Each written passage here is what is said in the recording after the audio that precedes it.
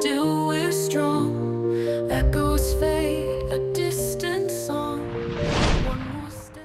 Nama Indonesia memang terus berkibar di kancah dunia belakangan ini dengan sebuah prestasi timnas U17 yang berhasil mengantongi tiket World Cup Under-17 2025. Namun, lebih dari itu, ada juga sebuah perjuangan dari para pemain abroad yang terus membawa merah putih.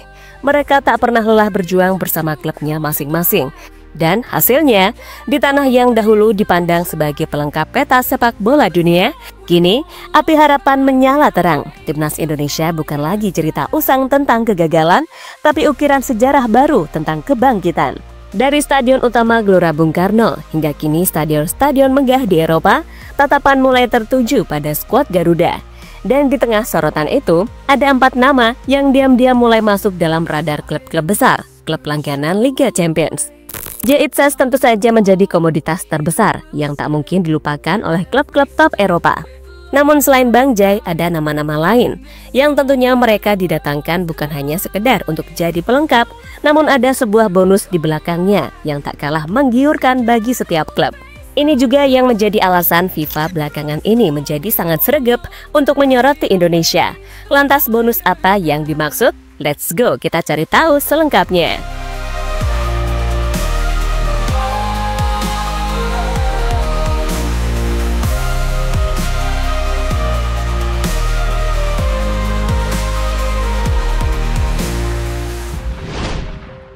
Berkembang itu wajib, makanya sejumlah pemain akan ada kemungkinan pindah untuk terus meningkatkan pengalaman. Ditambah ada juga klub yang kurang membutuhkan jasanya.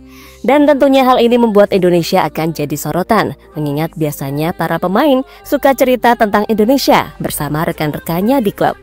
Namun keputusan untuk pindah klub memang bukan sesuatu yang mudah, mengingat ini sangat berakibat terhadap karir dan masa depan seorang pemain. Terutama bagi pemain yang berada di klub-klub non-unggulan, biasanya kurang mendapatkan sebuah tekanan untuk terus naik.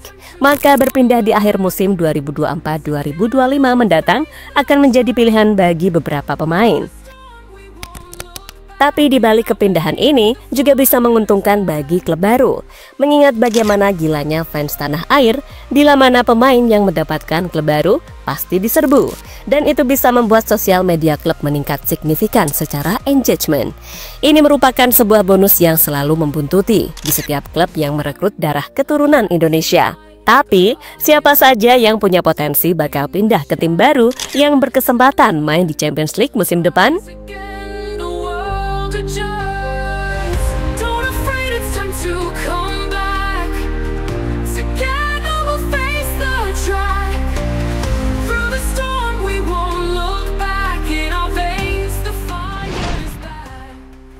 Dean James, Feyenoord. Bek kiri berusia 24 tahun yang kini membela Go Ahead Eagles sejauh ini memang tampil memukau di Eredivisie Belanda musim 2024-2025. Dean James telah mencatatkan 19 penampilan, 2 gol dan 3 assist.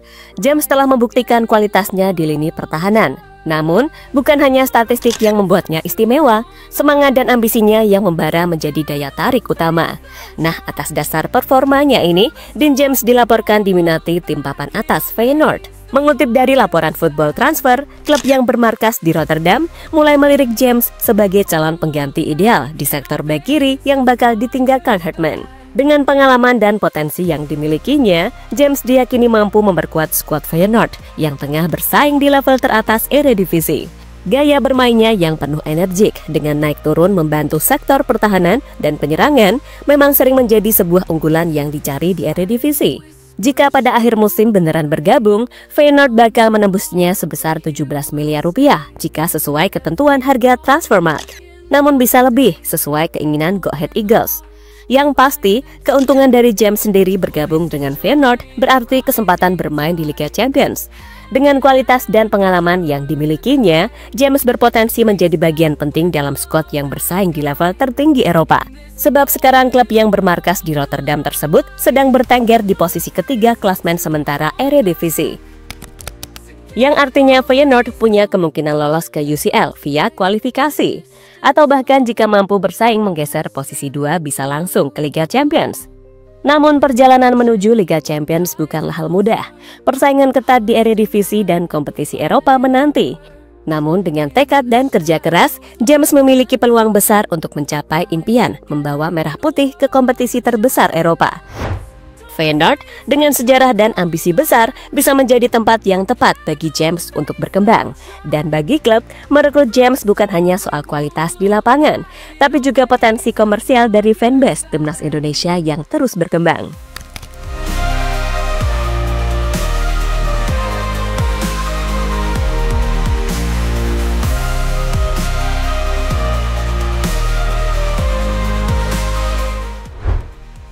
JHS Inter. Tak bisa dipungkiri, kalau pesona JHS di Serie A benar-benar telah menarik atensi tersendiri bagi pecinta sepak bola di sana. Dan meskipun Venezia masih tertahan di papan bawah, akan tetapi itu nggak membuat sorotan ke J teralihkan. Malah yang ada, nyaris selalu tampil mengesankan di lini belakang. Kemudian perannya sebagai kapten juga dianggap telah menjadi poin plus.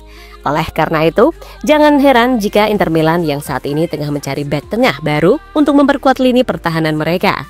Setelah beberapa pemain senior di skuad Nerazzurri seperti Francesco Acerbi dan Stefan De Vrij mulai memasuki usia senja karirnya, jadi mengincar Bang Jai. Kabar terbaru menyebut Inter membutuhkan pemain muda dan berpotensi untuk menjadi pengganti jangka panjang. Dan profil JHS sangat sesuai dengan kebutuhan Inter Milan.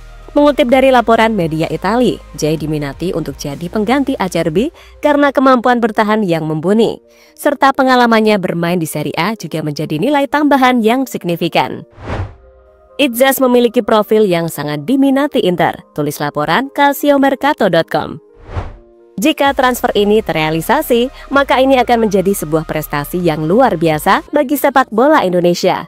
Itzas akan bermain di salah satu klub elit Eropa dan berpotensi untuk semakin meningkatkan kemampuannya. Dan satu yang pasti, bermain di Champions League adalah sebuah jaminan, mengingat Inter adalah pelanggan tetap UCL.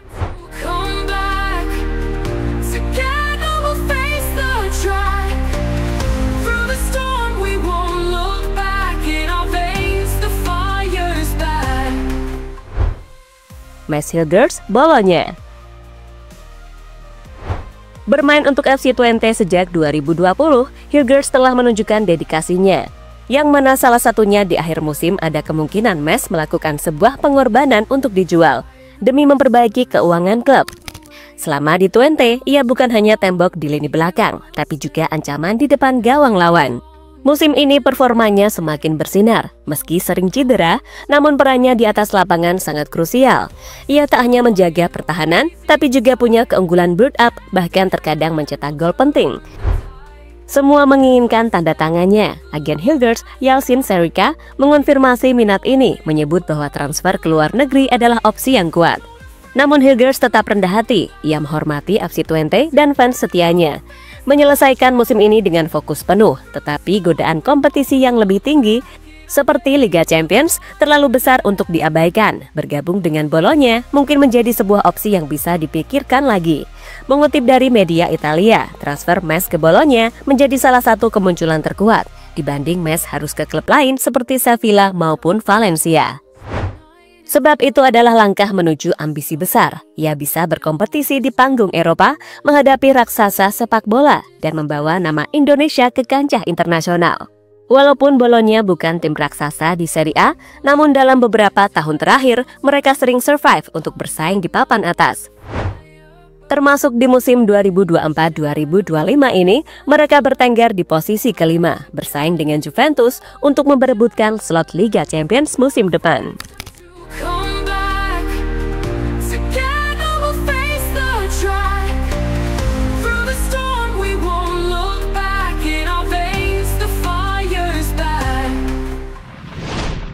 Kevin Dix, Borussia Mönchengladbach. Selain beberapa nama yang belum pasti kepindahannya, ada Bang Kevin yang sudah pasti bakal pindah ke Bundesliga Jerman. Kesepakatan di akhir musim Borussia Mönchengladbach dengan FC Copenhagen telah selesai. Kevin Dix dipastikan bakal merumput di tanah Jerman pada musim 2025-2026. Namun buah keuntungan dari bek timnas bukan hanya ke Bundesliga, melainkan ada sebuah kemungkinan buat tampil di Liga Champions. Borussia Mönchengladbach kini sedang berjuang ekstra buat mendapatkan slot kompetisi Eropa. Bertengger di peringkat 7 tak membuat mereka menyerah, pasalnya hanya berselisih beberapa angka doang, bisa menyalip tim-tim lain di atasnya. Sementara Kevin Dix juga pastinya berharap klub masa depannya bisa bermain di turnamen terakbar di Eropa.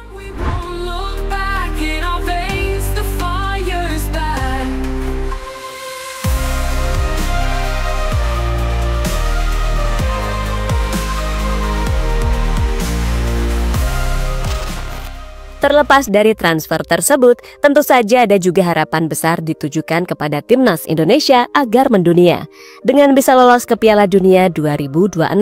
Dan peluang itu sejatinya masih terbuka, paling nggak nanti via round 4. Nah, bisa dibayangkan betapa ngerinya reaksi publik tanah air bila itu terjadi, yang sudah pasti menguntungkan papi FIFA.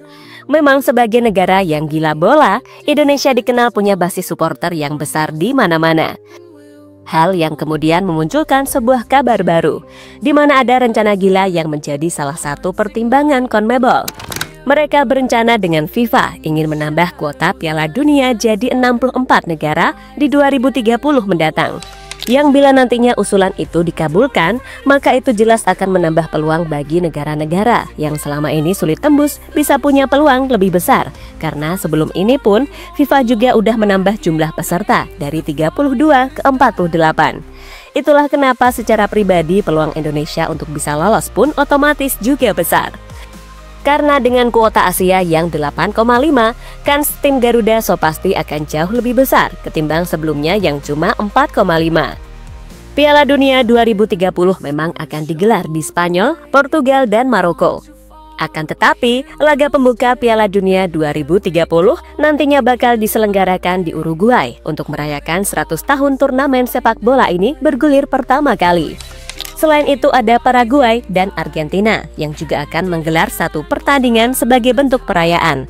Meski terkesan aneh, tapi ini adalah bentuk apresiasi FIFA atas hal itu. Oleh karena itu, Presiden CONMEBOL Alejandro Dominguez secara resmi memberikan proposal penambahan jumlah peserta kepada FIFA pada Kamis 10 April waktu setempat. Kami yakin perayaan sahabat ini akan unik karena perayaan 100 tahun itu cuma ada sekali. Itulah mengapa kami mengajukan proposal ini pertama kalinya untuk mengundang 64 tim dalam perayaan 100 tahun ini di 3 benua secara bersamaan. Ini juga bisa memberikan kesempatan kepada seluruh negara untuk merasakan pengalaman Piala Dunia sehingga tidak ada yang tertinggal, ucap Dominguez kepada ESPN. Sementara itu, FIFA sendiri sebagaimana mengutip dari laporan The New York Times kalau mereka akan mempertimbangkan serius wacana ini.